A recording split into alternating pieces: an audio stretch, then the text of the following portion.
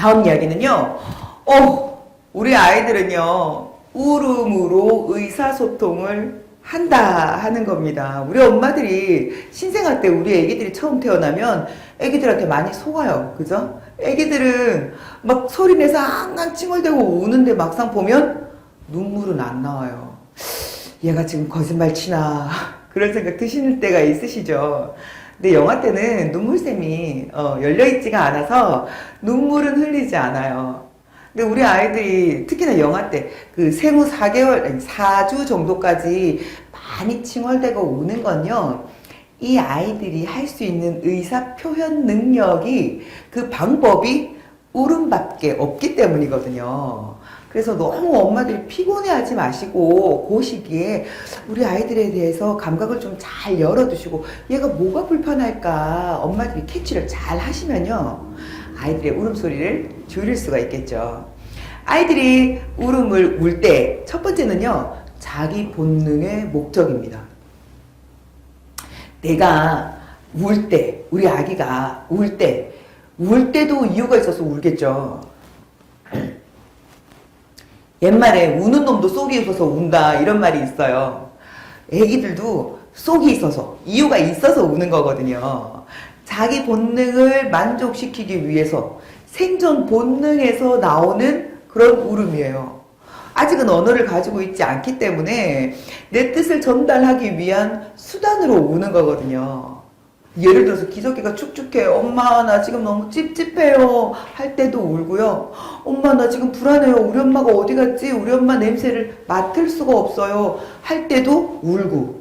그리고 자다가 잠이 깼는데 더워요. 추워요. 답답해요. 이런 표현을 할 때도 울고. 배가 고파요 할 때도 역시나 울고. 이렇게 하루에 아기들은요 수십 번씩 울곤 합니다. 근데 이 울음은요 생후 4주 정도가 지나면 엄마랑 손발이 딱딱딱 맞아 떨어지면서 우는 얘가 줄어들죠. 그래서 아기가 태어나면 잠을 못 자서 너무너무 피곤하다 이러시는 엄마들 많으신데 2개월만 잘 참으시면 됩니다. 길게는요 3개월까지만 잘 참으시면 우리 아이들 때문에 잠 못 자는 일은 별로 없게 된답니다. 자, 그리고 우대관계의 원칙이라는 것이 있어요.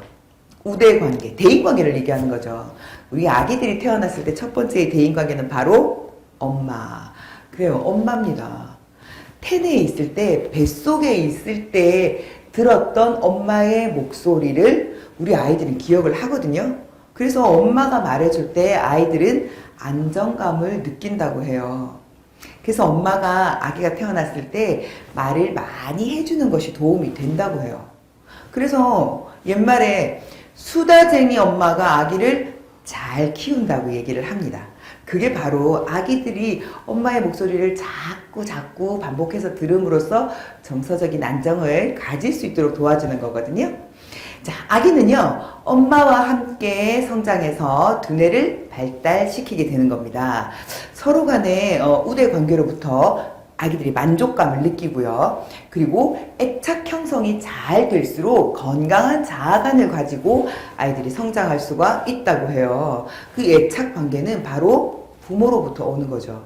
특히 엄마와의 애착 관계, 그리고 아빠와의 건강한 애착 관계는요, 우리 아이들이 평생 높은 자존감을 유지하면서 자랄 수 있는 가장 기초적인 초석이 되어주는 겁니다. 그러니까 아이들과 이렇게 애착 관계, 그러니까 자주 안아주고 만져주고 하는 것이 그만큼 중요하다는 사실을 우리 엄마들이 꼭 좀 기억을 하시면 좋겠어요. 옛날에는 우리 그 어른들 이야기를 들어보면 이렇게 안아주면 아기들이 손 탄다고 이야기해요. 그래서 아기를 안아주면 손 타서 자꾸만 안아달라 그러니까 아기가 보채도 가능하면 안아주지 말아라 라고 얘기를 하는데 예전에는요 아기가 4명, 5명 저희 엄마도 이제 자식이 6이거든요. 이렇게 많은 자식들을 낳았을 때는 물론 이제 안아주기도 어렵고 일도 많고 엄마들이 근데 요즘에는 그렇지가 않으시죠. 1명 혹은 뭐 2명 이렇게 나오시는데 안아주는 시기가 그렇게 오래 가지 않아요. 그래서 손 탄다고 안는 것을 꺼릴 것이 아니라 자주 안아주는 것, 만져주는 것 이런 것을 소홀하지 말아야 건강한 애착 관계를 형성할 수 있다는 걸 좀 반드시 기억을 해주시면 좋겠습니다. 그 자존감에 대한 이야기는 오래전부터 나온 이야기였고 요즘 특히 자아 탄력성에 대한 이야기를 하거든요. 자아 탄력성, 회복 탄력성이라고도 하는데 아이들이 자랄 때 성인이 되어가는 그 과정 속에 혹은 성인이 되어서도 이 아이들이 힘이 들어서 넘어지거나 쓰러지거나 좌절하거나 실패하거나 혹은 실수하거나 하는 경험들을 반복하면서 자라게 되는데요. 이럴 때에 다시 일어나서 시작할 수 있는 긍정적인 마음을 우리가 이제 회복 탄력성이다, 자아 탄력성이다 라고 하는데 이러한 자아 탄력성은요, 높은 자존감에서 나온다고 합니다. 그리고 높은 자존감은요, 부모와의 건강한 애착 관계에서 나온다고 해요. 그러니까 건강한 애착 관계는 그만큼 중요하다는 것 반드시 꼭 좀 기억하시면 좋을 것 같아요. 자, 그리고 울음은 아기의 기력과 체력에 따라 다르다고 해요. 우리 애는요, 너무 많이 울어요. 정말 쉴 수가 없어요. 이렇게 고민을 토로하시는 엄마들이 계시고요. 반대로 이상하게 우리 애는 잘 울지를 않아요. 이렇게 얘기하는 부모들도 계세요. 근데 이거는요, 아이들이 기질의 차이도 있거든요. 태어난 어떤 성향의 차이, 자기를 잘 표현하지 않는 성향을 가진 아이들도 있어요. 태어나서부터 자신의 성향을 잘 표현하지 않는 내성적인 성향을 가지고 있다든지 이런 아이들은 자신의 성향을 잘 표현하지 않기 때문에 약간 뭐 둔하다, 나중에 컸을 때 미련하다 이렇게 보일 수도 있는데 그런 아이들은 잘 울지 않아요. 근데 그렇지 않은 아이들은 또 잘 울기도 하죠. 표현이 많고 많이 봐달라고 하고 욕심이 많고 이런 아이들은 또 특히나 많은 울음을 울기도 해요. 그리고 이거는 체력에도 차이가 있어요. 어떤 아이들은 건강하고요. 어떤 아이들은 태어났을 때부터 약간 약골인 아이들이 있어요. 그런 아이들은요, 울고 싶어도 기운이 없어서 못 울 때가 있어요. 근데 아이가 울지 않는다고 해서 불편하지 않은 건 아니거든요.